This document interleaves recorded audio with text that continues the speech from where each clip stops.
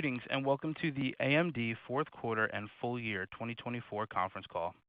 At this time, all participants are in a listen-only mode. A question-and-answer session will follow the formal presentation.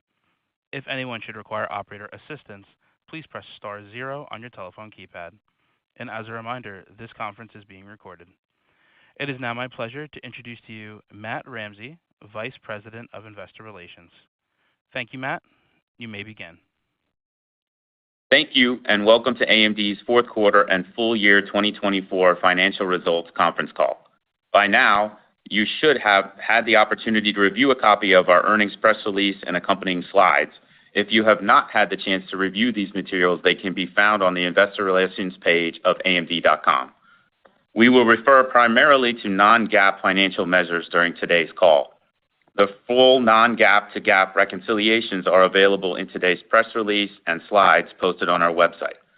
Participants in today's conference call are Dr. Lisa Su, our Chair and Chief Executive Officer, and Jean Hu, our Executive Vice President and Chief Financial Officer and Treasurer.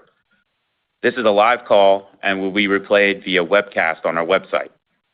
Before we begin, I would like to note that Jean Hu will attend the Morgan Stanley Global TMT Conference on Monday, March 3rd. Today's discussion contains forward-looking statements based on our current beliefs, assumptions, and expectations, speak only as of today, and as such involve risks and uncertainties that could cause actual results to differ materially from our current expectations. Please refer to the cautionary statements in our press release for more information on factors that could cause our actual results to differ materially. With that, I will hand the call over to Lisa. Lisa? Thank you, Matt, and good afternoon to all those listening today. 2024 was a transformative year for AMD. We successfully established our multi-billion-dollar data center AI franchise, launched a broad set of leadership products, and gained significant server and PC market share. As a result, we delivered record annual revenue, grew net income 26% for the year, and more than doubled free cash flow from 2023. Importantly, the data center segment contributed roughly 50% of annual revenue as Instinct and EPYC processor adoption expanded significantly with cloud, enterprise, and supercomputing customers.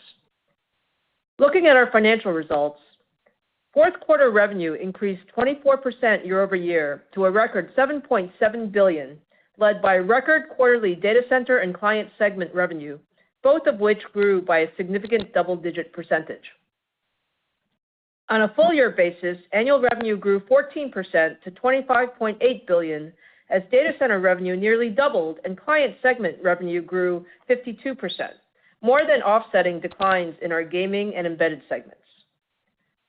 Turning to the segments, data center segment revenue increased 69% year over year to a record $3.9 billion. 2024 marked another major inflection point for our server business as share gains accelerated, driven by the ramp of 5th-gen EPYC Turin and strong double-digit percentage year-over-year growth in 4th-gen EPYC sales. In cloud, we exited 2024 with well over 50% share at the majority of our largest hyperscale customers. Hyperscaler demand for EPYC CPUs was very strong, driven by expanded deployments powering both their internal compute infrastructure and online services. Public cloud demand was also very strong, with the number of EPYC instances increasing 27% in 2024 to more than 1,000. AWS, Alibaba, Google, Microsoft, and Tencent launched more than 100 AMD general-purpose and AI instances in the fourth quarter alone. This includes new Azure instances powered by a custom-built EPYC processor with HBM memory that delivers leadership HPC performance based on offering 8x higher memory bandwidth compared to competitive offerings. We also built significant momentum with Forbes 2000 global businesses using EPYC in the cloud, as enterprise customers activated more than double the number of EPYC cloud instances from the prior quarter. This capped off a strong year of growth as enterprise consumption of EPYC in the cloud nearly tripled from 2023. Turning to enterprise on-prem adoption, EPYC CPU sales grew by a strong double-digit percentage year over year, as sell-through increased and we closed high-volume deployments with Akamai, Hitachi, LG, ServiceNow, Verizon, Visa, and others. We are seeing growing enterprise pull based on the expanding number of EPYC platforms available and our increased go-to-market investments. Exiting 2024, there are more than 450 EPYC platforms available from the leading server OEMs and ODMs, including more than 120 Turin platforms that went into production in the fourth quarter from Cisco, Dell, HPE, Lenovo, Supermicro, and others. Looking forward, Turin is clearly the best server processor in the world, with more than 540 performance records across a broad range of industry standard benchmarks. At the same time, we are seeing sustained demand for both fourth and third-gen EPYC processors, as our consistent roadmap execution has made AMD the dependable and safe choice. As a result, we see clear growth opportunities in 2025 across both cloud and enterprise based on our full portfolio of EPYC processors optimized for leadership performance across the entire range of data center workloads and system price points. Turning to our data center AI business, 2024 was an outstanding year as we accelerated our AI hardware roadmap to deliver an annual cadence of new Instinct accelerators, expanded our ROCm software suite with significant uplifts in inferencing and training performance, built strong customer relationships with key industry leaders, and delivered greater than $5 billion of data center AI revenue for the year. Looking at the fourth quarter, MI300X production deployments expanded with our largest cloud partners. Meta exclusively used MI300X to serve their Llama 405B frontier model on Meta.ai and added Instinct GPUs to its OCP-compliant Grand Teton platform designed for deep learning recommendation models and large-scale AI inferencing workloads.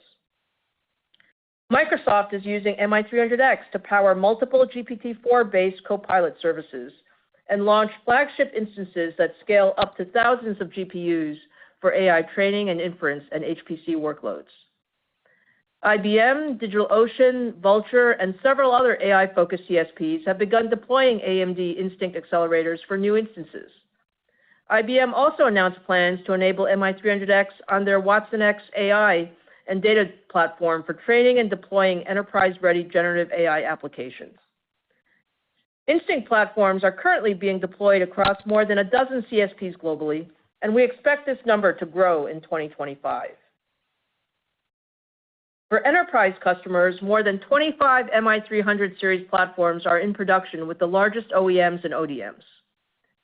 To simplify and accelerate enterprise adoption of AMD Instinct platforms, Dell began offering MI300X as a part of their AI Factory Solutions suite and is providing multiple ready-to-deploy containers via the Dell Enterprise Hub on Hugging Face. HPC adoption also grew in the quarter. AMD now powers 5 of the 10 fastest and 15 of the 25 most energy-efficient systems in the world on the latest top 500 supercomputer list. Notably, the El Capitan system at Lawrence Livermore National Labs debuted as the world's fastest supercomputer, using over 44,000 MI300A APUs to deliver more than 1.7 exaflops of compute performance. Earlier this month, the High Performance Computer Center at the University of Stuttgart launched the Hunter supercomputer that also uses MI300A. Like El Capitan, Hunter will be used for both foundational scientific research and advanced AI projects, including training LLMs in 24 different European languages. On the AI software front, we made significant progress across all layers of the ROCm stack in 2024. Our strategy is to establish AMD ROCm as the industry's leading open software stack for AI, providing developers with greater choice and accelerating the pace of industry innovation. More than 1 million models on Hugging Face now run out of the box on AMD, and our platforms are supported in the leading frameworks like PyTorch and JAX, serving solutions like VLLM, and compilers like OpenAI Triton. We have also successfully ramped large-scale production deployments with numerous customers using ROCm, including our lead hyperscale partners. We ended the year with the release of ROCm 6.3 that included multiple performance optimizations, including support for the latest flash attention algorithm that runs up to 3 times faster than prior versions and SG-Lang runtime that enabled day zero support for state-of-the-art models like DeepSeek V3. As a result of these latest enhancements, MI300X inferencing performance has increased 2.7 times since launch. Looking forward, we're continuing to accelerate our software investments to improve the out-of-the-box experience for a growing number of customers adopting Instinct to power their diverse AI workloads. For example, in January, we began delivering bi-weekly container releases that provide more frequent performance and feature updates in ready-to-deploy packages, and we continue adding resources dedicated to the open source community that enable us to build, test, and launch new software enhancements at a faster pace. On the product front, we began volume production of MI325X in the fourth quarter. The production ramp is progressing very well to support new customer wins. MI325 is well positioned in market, delivering significant performance and TCO advantages compared to competitive offerings. We have also made significant progress with the number of customers adopting AMD Instinct.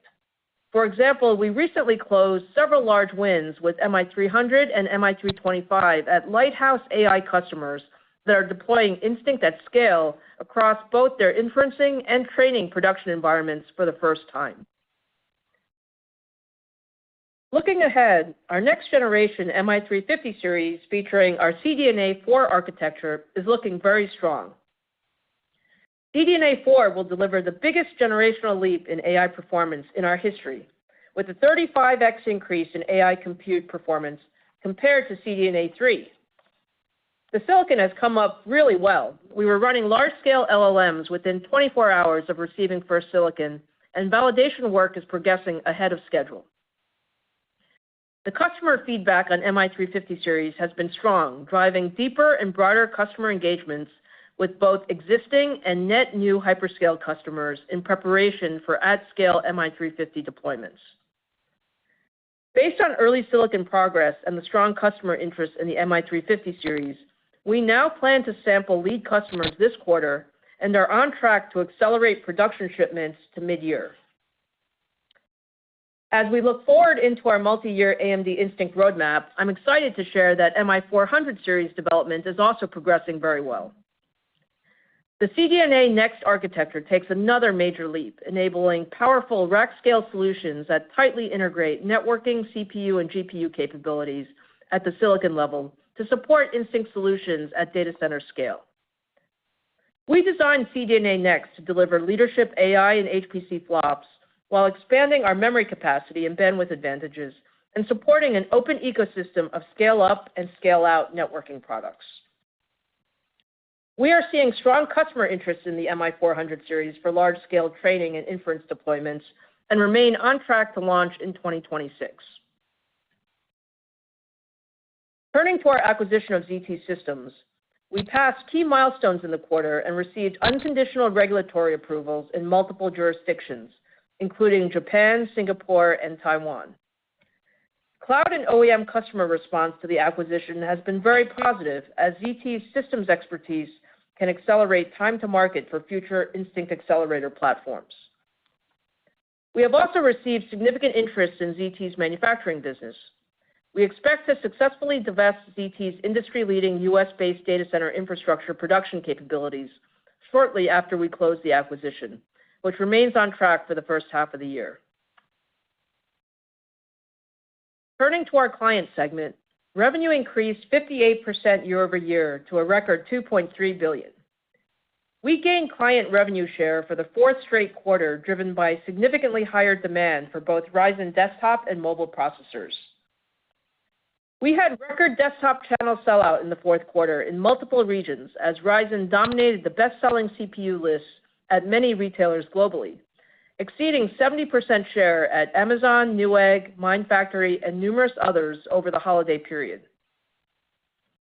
In mobile, we believe we had a record OEM PC sell-through share in the fourth quarter as Ryzen AI 300 series notebooks ramped. In addition to growing share with our existing PC partners, we were very excited to announce a new strategic collaboration with Dell that marks the first time they will offer a full portfolio of commercial PCs powered by Ryzen Pro processors. The initial wave of Ryzen-powered Dell commercial notebooks is planned to launch this spring, with the full portfolio ramping in the second half of the year as we focus on growing commercial PC share. At CES, we expanded our Ryzen portfolio with the launch of 22 new mobile processors that deliver leadership compute, graphics, and AI capabilities. Our Ryzen processor portfolio has never been stronger, with leadership compute performance across the stack.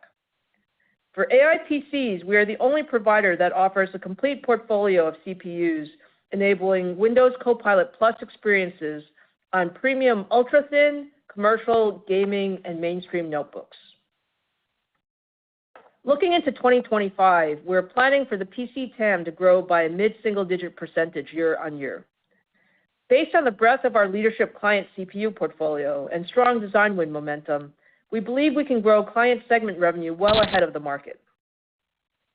Now turning to our gaming segment, revenue declined 59% year-over-year to $563 million. Semi-custom sales declined as expected as Microsoft and Sony focused on reducing channel inventory. Overall, this console generation has been very strong, highlighted by cumulative unit shipments surpassing 100 million in the fourth quarter. Looking forward, we believe channel inventories have now normalized, and semi-custom sales will return to more historical patterns in 2025. In gaming graphics, revenue declined year-over-year as we accelerated channel sellout in preparation for the launch of our next-gen Radeon 9000 series GPUs. Our focus with this generation is to address the highest volume portion of the enthusiast gaming market with our new RDNA 4 architecture. RDNA 4 delivers significantly better ray tracing performance and adds support for AI-powered upscaling technology that will bring high-quality 4K gaming to mainstream players when the first Radeon 9070 series GPUs go on sale in early March. Now turning to our embedded segment, fourth quarter revenue decreased 13% year-over-year to $923 million. The demand environment remains mixed, with the overall market recovering slower than expected as strength in aerospace and defense and test and emulation is offset by softness in the industrial and communication markets. We continued expanding our adaptive computing portfolio in the quarter with differentiated solutions for key markets. We launched our Versal RF series with industry-leading compute performance for aerospace and defense markets, introduced our Versal Premium Series Gen 2 as the industry's first adaptive compute devices supporting CXL 3.1 and PCI Gen 6, and began shipping our next-gen Alveo card with leadership performance for ultra-low latency trading. We believe we gained adaptive computing share in 2024 and are well-positioned for ongoing share gains based on our design win momentum. We closed a record $14 billion of design wins in 2024, up more than 25% year-over-year, as customer adoption of our industry-leading adaptive computing platforms expands, and we won large new embedded processor designs. In summary, we ended 2024 with significant momentum, delivering record quarterly and full-year revenue. EPYC and Ryzen processor share gains grew throughout the year, and we are well-positioned to continue outgrowing the market based on having the strongest CPU portfolio in our history. We established our multi-billion-dollar data center AI business and accelerated both our Instinct hardware and ROCm software roadmaps. For 2025, we expect the demand environment to strengthen across all of our businesses, driving strong growth in our data center and client businesses and modest increases in our gaming and embedded businesses. Against this backdrop, we believe we can deliver strong double-digit % revenue and EPS growth year-over-year.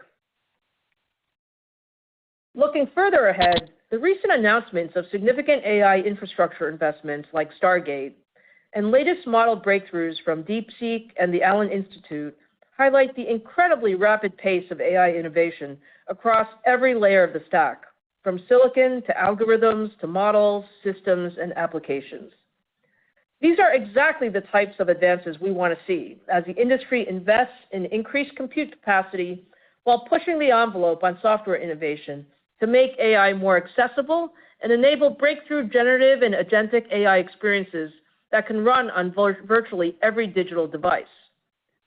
All of these initiatives require massive amounts of new compute and create unprecedented growth opportunities for AMD across our businesses. AMD is the only provider with the breadth of products and software expertise needed to power AI from end to end across data center, edge, and client devices. We have made outstanding progress building the foundational product, technology, and customer relationships needed to capture a meaningful portion of this market.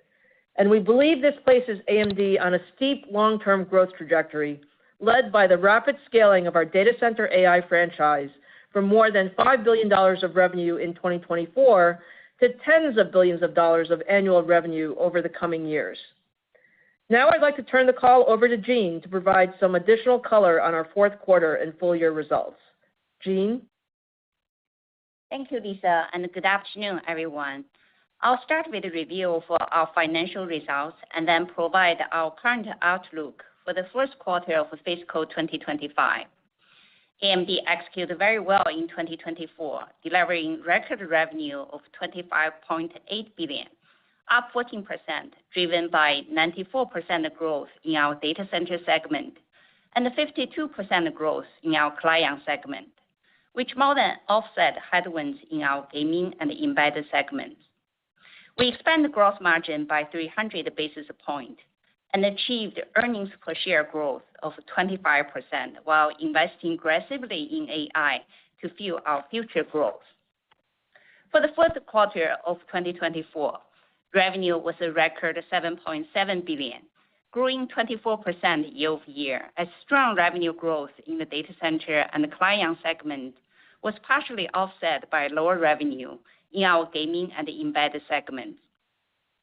Revenue was up 12% sequentially, primarily driven by the growth of client, data center, and the gaming segments.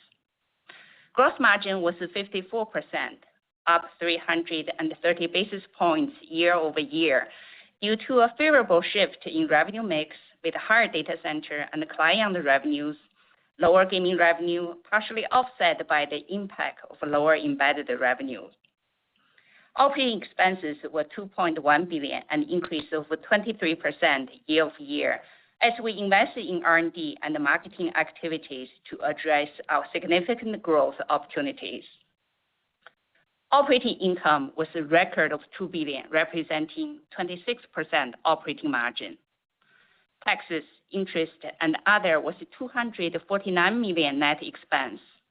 For the fourth quarter of 2024, diluted earnings per share was $1.09, an increase of 42% year-over-year, reflecting the significant operating leverage of our business model. Now turning to our reportable segment. Starting with the data center segment, revenue was a record of $3.9 billion, up 69% year-over-year, driven by strong growth of both AMD Instinct GPU and the fourth and the fifth generation AMD EPYC CPU sales. Data center segment operating income was $1.2 billion, or 30% of revenue, compared to $666 million, or 29% a year ago. Client segment revenue was a record of $2.3 billion, up 58% year-over-year, driven by strong demand for AMD Ryzen processors. Client segment operating income was $446 million, or 19% of revenue, compared to operating income of $55 million, or 4% of revenue a year ago, driven primarily by operating leverage from higher revenue. Gaming segment revenue was $563 million, down 59% year-over-year, primarily due to a decrease in semi-custom revenue. Gaming segment operating income was $50 million, or 9% of revenue, compared to $224 million, or 16% a year ago. Embedded segment revenue was $923 million, down 13% year-over-year, as end market demand continues to be mixed. Embedded segment operating income was $362 million, or 39% of revenue, compared to $461 million, or 44% a year ago. Turning to the balance sheet and cash flow. During the quarter, we generated $1.3 billion in cash from operations and a record $1.1 billion for free cash flow. Inventory increases sequentially by $360 million to $5.7 billion. At the end of quarter, cash equivalent, and short-term investment were $5.1 billion. In the fourth quarter, we repurchased 1.8 million shares and returned $256 million to shareholders. For the year, we repurchased 5.9 million shares and returned $862 million to shareholders. We have a $4.7 billion remaining in our share repurchase authorization. Before I turn to our financial outlook, let me cover our financial segment reporting. Beginning with our first quarter fiscal year 2025 financial statement disclosures, we plan to combine the client and the gaming segment into one single reportable segment to align with how we manage the business. Therefore, reporting three segments: data center, client with gaming, and embedded. We'll continue to provide distinct revenue disclosures for our data center, client, gaming, and embedded businesses, consistent with our current reporting.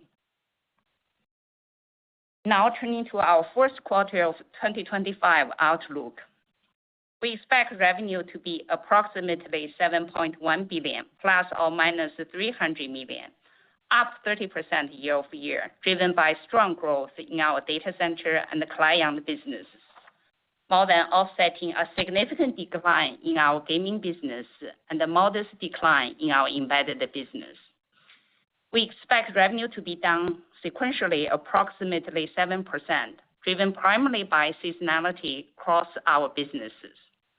In addition, we expect first quarter non-GAAP gross margin to be approximately 54%, non-GAAP operating expenses to be approximately $2.1 billion, non-GAAP other net income to be $24 million, non-GAAP effective tax rate to be 13%, and the diluted share count is expected to be approximately 1.64 billion shares. In closing, 2024 was a strong year for AMD, demonstrating our disciplined execution to deliver revenue growth and expand earnings at a faster rate than revenue, all while investing in AI and innovation to fuel long-term growth. Looking ahead, we will build on the momentum to drive double-digit percentage revenue growth and further accelerate earnings in 2025 and beyond. With that, I'll turn it back to Matt for the Q&A session. Thank you very much, Jean. We're now ready to start the Q&A session. As the operator polls for questions, we remind each participant to please ask one question and a brief follow-up. Operator, please poll for questions. Thanks. Thank you, Matt. We will now be conducting a question-and-answer session. If you would like to ask a question, please press star one on your telephone keypad. A confirmation tone will indicate that your line is in the queue. You may press star two to remove yourself from the queue. For participants using speaker equipment, it may be necessary to pick up your handset before pressing the star keys. And as a reminder, like Matt said, please limit yourself to one question and one follow-up. Thank you. One moment while we poll for questions. And the first question comes from the line of Aaron Rakers with Wells Fargo. Please proceed. Yeah, thanks for taking the question. I guess I'll just ask it right out of the gate is, as we think about the GPU business, and I can appreciate you talked about, delivering north of $5 billion of revenue, which is extremely impressive in 2024. I'm curious how we should think about framing the GPU, the Instinct business as we think about 2025, and any kind of color you can provide us as far as kind of the progression of revenue, the pace of revenue first half versus second half as we think about some of the product cycle dynamics. Thank you.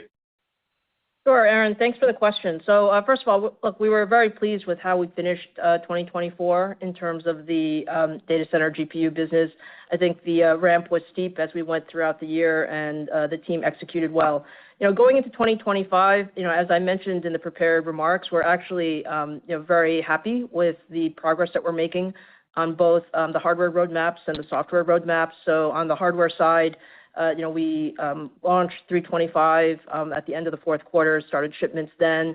We have new designs that have come on both 300 and 325 that will deploy in the first half of the year. And then the big news is on the 350 series. So we had previously stated that we thought we would launch that in the second half of the year. And, frankly, that bring up has come up, better than we expected. And there's, very strong customer demand for that. So we are actually going to pull that production ramp into the middle of the year, which improves our relative competitiveness. So as it relates to, how data center, so the overall data center business will grow strong double digits. Certainly both the server product line as well as the data center GPU product line will grow strong double digits. And from the shape of the revenue, you would expect that the second half would be stronger than the first half, just given 350 will be a catalyst for the data center GPU business. But overall, I think we're very pleased with the trajectory of the data center business in both 2024 and then going into full year 2025. Yeah, thank you very much. And as a quick follow-up, just thinking about the guidance overall relative to that down 7% sequential. I know you mentioned seasonality across the business segments.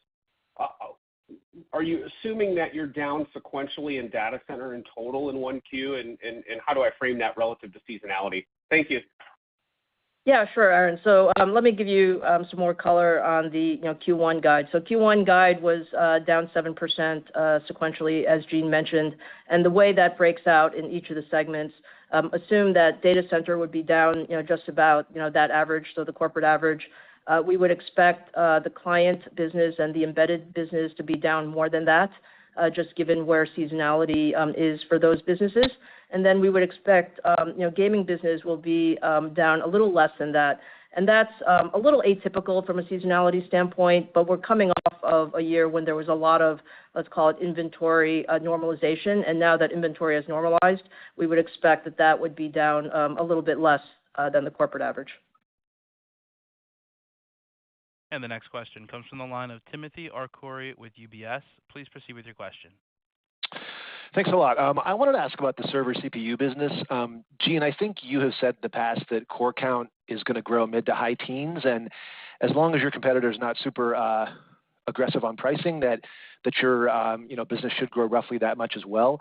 Are you expecting, or are you already seeing them become a little more aggressive on pricing as they attempt to shore up their share? It sounds like they're getting a bit more aggressive on pricing. So, wondering if you still think that the server CPU business can grow in line with that core count of mid to high teens. Yeah, first, we always assume server CPU is a very competitive market, but we currently have the best lineup of portfolio from not only Turin generation, but Gen 1, and then even Milan. We provide the best TCO for our customers based on the product portfolio. So overall, we are actually quite confident about continue to drive the server CPU business, not only growing from a unit perspective, ASP perspective, and continue to gain share. Thanks a lot. And then, Jean, can you just give us a sense of where data center GPU came in for December? I'm thinking it's probably in the $2 billion range. And then is it assumed to be down, flat, or up? Would you be willing to give a number for March? Thanks. Yeah, I think the way to look at our Q4 performance is our data center business overall did really well. It actually is consistent with our expectations. Of course, when we look at the server and the data center GPU, server did better than data center GPU. But overall, it's very consistent with our performance. Yeah, maybe I'll just add on, Tim, on your question as to what you would expect as we go into 2025. I think you should assume that the first half of 2025 data center segment will be consistent with the second half of 24, and that's true for both businesses on the server side as well as the data center GPU side. And the next question comes from the line of Vivek Arya with Bank of America Securities. Please proceed with your question. Thanks for taking my question. These are a few questions on the data center GPU business. I think last year, AMD was very explicit about setting and beating or meeting expectations. This year, you have not set a specific forecast, and I'm curious what has changed. And then if I go back to your analyst day in December, I think at that time you had set a long-term 60% CAGR. Is it fair to assume that you can grow at that for 25, right, or versus the $5 billion plus that you did last year? So just contrast the 2 years and then whether AMD can grow at that 60% trend line. Sure. So Vivek, thanks for the question. I think what we look at is, certainly for the first year of the data center GPU business, we wanted to give, some clear progression as it was going. The business is now at scale, actually now at, over $5 billion. And as we go into 2025, I think our guidance will be more at the segment level, with some color as to, some qualitative color as to what's going on between the two businesses. And relative to, your question about, long-term growth rates, you're absolutely right. I mean, I believe that the demand for AI compute is strong, and we've talked about a data center accelerator TAM, upwards of $500 billion by the time we get out to 2028. I think all of the recent data points would suggest that there is strong demand out there. Without guiding for a specific number in 2025, one of the comments that we made is, we see this business growing to tens of billions as we go through the next couple of years. And that gives you a view of the confidence that we have in the business. And particularly, our roadmap is getting stronger with each generation, right? So MI300 was a great start. 350 series is stronger and addresses a broader set of workloads, including both inference as well as training. And then as we get into MI400 series, we see significant traction and excitement around what we can do there with, rack scale designs and, just the innovation that's going on there. So yeah, we're bullish on the long term, and, we'll certainly give you progress as we go through each quarter in 2025. Thank you, Lisa. And for my follow-up, I would love your perspective on, the news from DeepSeek recently, right? And there are kind of two parts to that. One is, once you heard the news, do you think that should make us, more confident or more conservative about the semiconductor opportunity going forward? Like, is there something so disruptive in what they have done that reduces the overall market opportunity? And then within that, have your views about GPU versus ASIC, how that share develops over the next few years, have those evolved in any way at all? Thank you. Yeah, great. Thanks for the question, Vivek. Yeah, I think, it's been a pretty exciting first few weeks of the year. I think the DeepSeek announcements, Allen Institute, as well as, some of the Stargate announcements, talk about just how much, how the rate and pace of innovation that's happening in the AI world. So specifically relative to DeepSeek, look, we think that, innovation on the models and the algorithms is good for AI adoption. The fact that, there are new ways to, bring about, training and inference capabilities with less infrastructure actually is a good thing because it allows us to continue to deploy AI compute in broader application space and more adoption. I think from our standpoint, we also like very much the fact that we're big believers in open source, and from that standpoint, having open source models, looking at the rate and pace of adoption there, I think is pretty amazing, and that is how we expect things to go. So to the overall question of how should we feel about it? I mean, we feel bullish about the overall cycle, and similarly on some of the infrastructure investments that were announced with OpenAI and Stargate and building out, let's call it, massive infrastructure for next generation AI. I think all of those say that AI is certainly on the very steep part of the curve, and as a result, we should expect a lot more innovation. And then on the ASIC point, let me address that because I think that is also a place where there's a good amount of discussion. I have always been a believer in you need the right compute for the right workload. And so with AI, given the diversity of workloads, large models, medium models, small models, training, inference, when you're talking about broad foundational models or very specific models, you're going to need all types of compute. And that includes CPUs, GPUs, ASICs, and FPGAs. Relative to our, $500 billion plus TAM going out in time, we've always had ASICs as a piece of that. But my belief is, given how much change there is still going on in AI algorithms, that ASICs will still be the smaller part of that TAM because it is a more, let's call it specific workload optimized, whereas GPUs will enable significant programmability and adjustments to all of these algorithm changes. But when I look at the AMD portfolio, it really is across all of those pieces. So CPUs, GPUs, and we're also involved in a number of ASIC conversations as well as customers want to really have an overall compute partner. And the next question comes from the line of Joshua Buchalter with TD Cowen. Please proceed with your question. Hey guys, thanks for taking my question. Obviously, it was good to see MI355X pulled into mid-year, but I wanted to clarify. You said first half 25 data center GPU likely consistent with second half 24, and I was wondering if you could speak to whether or not the shape of the first half changed over the last few months and is potentially related to this pulled-in timeline. It could be a potential air pocket ahead of that launch, or if this was sort of consistent with how you saw things playing out as MI350 and 325X ramped more fully. Thank you. Yeah, thanks for the question, Joshua. No, I would say, from our standpoint, we've gotten incrementally, more positive on the 2025 data center GPU ramp. I think, 350 series, what was in second half always, but pulling it into mid-year is a incremental positive.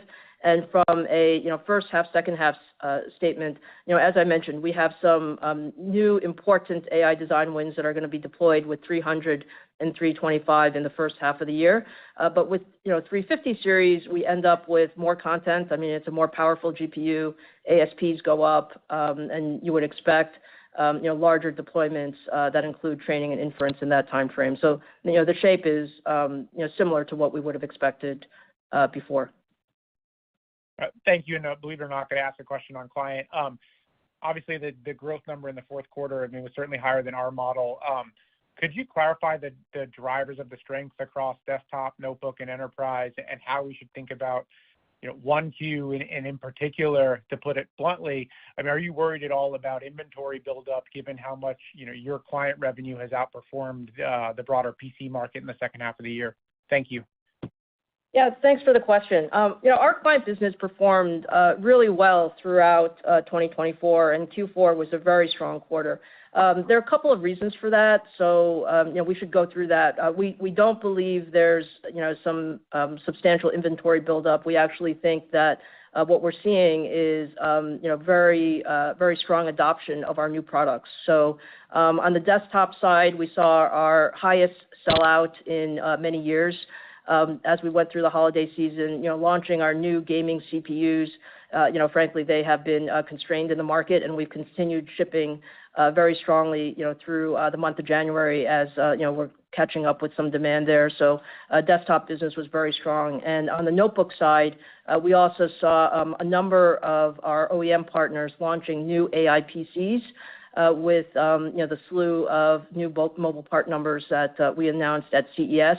We have our strongest, PC portfolio on the mobile side with, top to bottom, Copilot Plus PC compatible, products, and those are playing very well into the market. So I think Q4 was strong.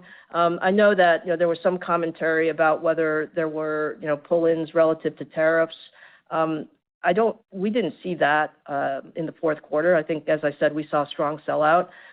Going into the first quarter, we do expect seasonality in there, but the part of our business that is performing better than seasonality is the desktop portion of the business, and the mobile portion of the business is, let's call it more typical seasonality. But overall, I think we're very bullish on our prospects to grow client in 2025, just given all of the drivers from product portfolio to some of the market dynamics, as well as our new commercial PCs portfolio. And the next question comes from the line of Harlan Sur with JP Morgan. Please proceed with your question. Good afternoon. Thanks for taking my question. For the fourth quarter, did your overall server CPU business grow double digits sequentially? And maybe as a follow-on to that, I think Q4 was the sixth consecutive quarter of double-digit year-over-year increases for your on-prem server solutions. On a sequential basis, I know you guys did start to see recovery in enterprise in the second quarter of last year. I think it was strongly up sequentially in the third quarter, pretty broad-based.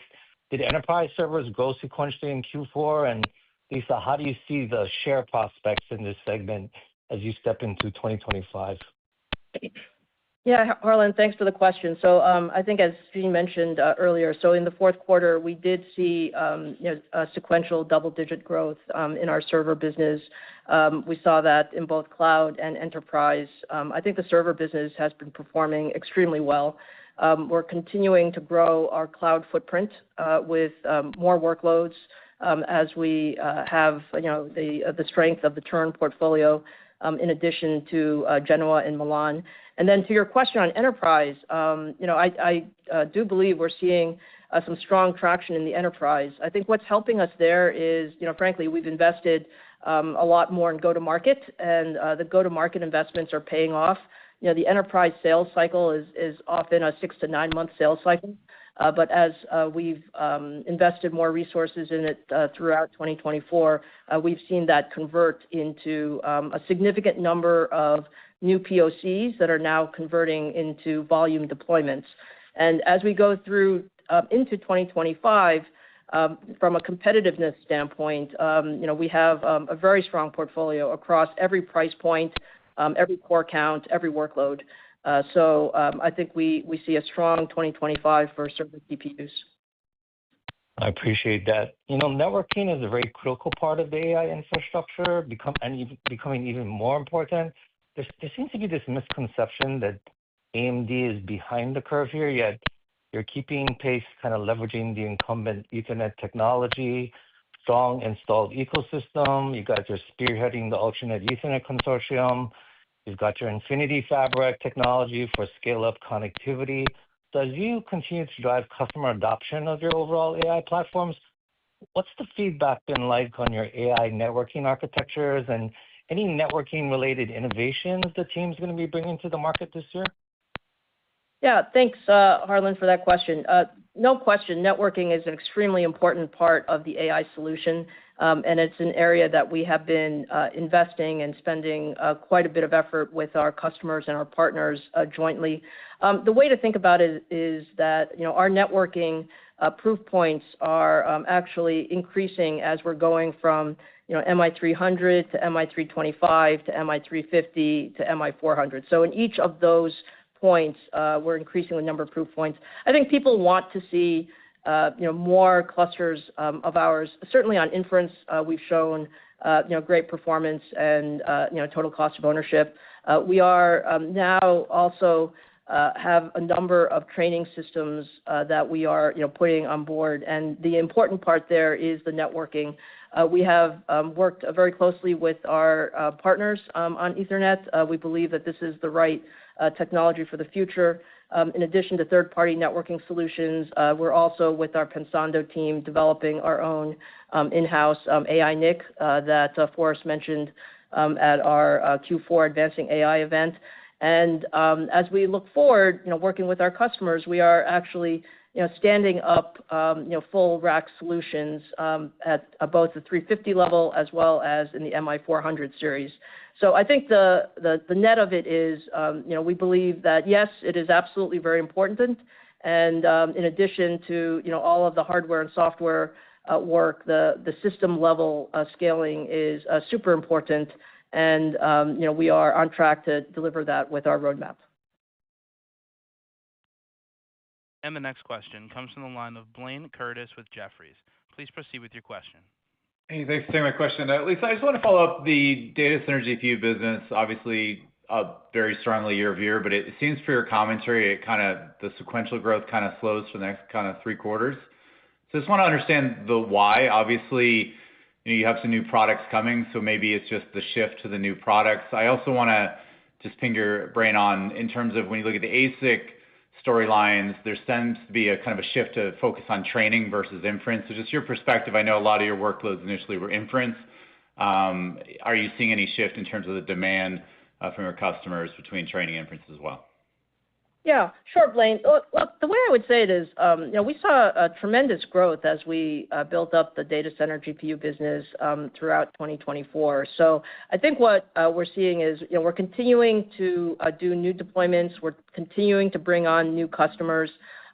Clearly, we are going through a little bit of a product transition time frame, in the first half of the year. But the key is, bringing in the MI350 series was very, very important for us and, for the customer set. So the fact that that hardware has come on clean and we've learned a lot from the initial deployments of MI300, I think is very positive. And this is, as we might expect, given the, the overall landscape of deployments. And then to the second part of your question, as it relates to, ASICs, I really haven't seen a big shift at all in the conversation. I will say that the conversation as it relates to AMD is kind of the following. People like the work that we've done in inference, but certainly our customers want to see us as a strong training solution, and that's consistent with what we've said, right? We've said that we have like a stepwise, roadmap to really show each one of those solutions. On the software side, we've invested significantly more in some of those, sort of the training libraries. We talked, Harlan's question earlier about networking, and then this is about, just getting into data centers and ramping up tens of thousands of GPUs. So, from my standpoint, I think we're making very good progress there. I just want to reiterate on the ASIC side. Look, I think ASICs are a part of the solution, but they're, I want to remind everyone they're also a very strong part of the AMD, sort of toolbox. So, we've done, semi-custom solutions for a long time. We are very involved in, a number of ASIC discussions with our customers as well. And what they like to do is they'd like to take our baseline IP and really innovate on top of that. And, that's what I think differentiates our capability, is that we do have all of the building blocks of, CPUs, GPUs, as well as, all of the networking technologies that you would need to put the solutions together. Thank you. Hey, operator, I think we have time for two more callers, please.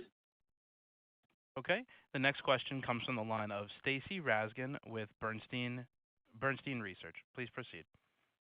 Hi, guys. Thanks for taking my questions. I want to ask this a little more explicitly. So you said your server business was up strong double digits sequentially in Q4. My math suggests that could have even meant that the GPU business was down sequentially. And given your guidance for, I guess, flattish GPUs in the first half of 25 versus second half of 24, again, does the math not suggest that you'd be down sequentially both in Q1 and in Q2? To fit, like, am I doing something wrong with my math, or like what am I missing here? Yeah, I perhaps, Stacy, maybe let me help give you a little bit of color there. I don't think we said strong double digits. I think we said double digits. So that perhaps is the data. So data center segment was up 9% sequentially. Server was a bit more than that. Data center GPU was a little less than that. I think for some of the models that are out there, you might be a little bit light in the Q3 data center GPU number. So, there might be some adjustments that need to be done there. But I think your suggestion would be incorrect. If you just take the halves, second half 24 to first half 25, let's call it, roughly, flattish plus or minus. I mean, we'll see. We'll have to see exactly how it goes. But it is, going to be a little bit dependent on, just when deployments happen. But that's kind of currently what we see. Got it. Thanks. And I guess for my follow-up, maybe the follow-on there, do you think your exit rate on GPUs in 25 is higher than your exit rate in 24? Are you willing to commit to that? Absolutely. Yes, of course. It would be hard to grow strong double digits otherwise, right? And the final question comes from the line of Toshiya Hari with Goldman Sachs. Please proceed with your question. Hi. Thank you so much for squeezing me in. Lisa, I had a question on the server CPU business. I'm curious how you're thinking about the market this year, and if you can delineate between cloud and enterprise, that would be really helpful. And then kind of part B to that question, in your prepared remarks, you talked about you all having more than 50% share across the major hyperscalers. How would you characterize the competitive intensity at those customers vis-a-vis some of the internal custom silicon that's expected to ramp over the coming quarters and years? Sure, Toshiya. So let me say, as we look into 2025, I think we see a good server market between cloud and enterprise. I think as we went into sort of the early part of 24, there was a little bit of, let's call it, less investment on the CPU side as people were optimizing investments for AI. We saw that sort of pick up in the second half of the year in 24, and we would expect that to go into 25. So the enterprise refresh cycles are coming in again, and certainly there are a number of cloud vendors that are now, let's call it, re-updating some of their data centers. And then your second question was as it relates to what was the it? competitive competitive landscape. intensity. Sorry. Yeah, with custom silicon. Yeah. Yeah. Look, I think it's about the same. What I would say, Toshiya, is it's less about custom silicon versus x86. It's much more about, do you have the right product for the right workload? And look, the server market's always a competitive market. What we've done, and you've seen it in our Zen 4 product line as well as in our Zen 5 product line, we've expanded the design points for each of the core generations so that we have cloud native, and then we have enterprise optimized, low core count, high core count, highest performance, best perf per dollar. And I think as we do those things, I think we are continuing to grow share across both cloud and enterprise. And look, it's always very competitive. We take every design win with very seriously, but we're winning our fair share, and I think that's the strength of the product portfolio. And also, I think there's a good amount of trust for our delivery capability as we've built up our our franchise over the last number of years. That's great. Thank you. And then as a quick follow-up, maybe one for Jean. So you're guiding gross margin to 54% in the first quarter. I'm curious what some of the major puts and takes are and the things that we should be cognizant of going into Q2 and, more importantly, the second half. Given your data center commentary skewed more to the second half, I would expect margins to improve in the second half. But yeah, if you can kind of run through the pluses and minuses, that would be really helpful. Thank you. Yeah, thanks for the question. You're right. Our gross margin is primarily driven by our revenue mix. I think when you look into 2025 Q1 guide, not only data center continue to grow significantly year over year, at the same time, client business is also growing year over year. So overall, the revenue mix is quite consistent with the Q4. So the gross margin guide is 54. I think for the first half, if the revenue mix is at this level, we do feel the gross margin will be consistent with the 54. But going into second half, we do believe data center is our faster growth driver for the company, and that will drive the gross margin to step up in second half. All right. With that, I think we are ready to close the call now, operator. I just wanted to say thank you to everybody that listened in and participated today and for your interest in AMD. Thank you very much. Thank you, and ladies and gentlemen, that does conclude today's teleconference. We thank you for your participation. You may disconnect your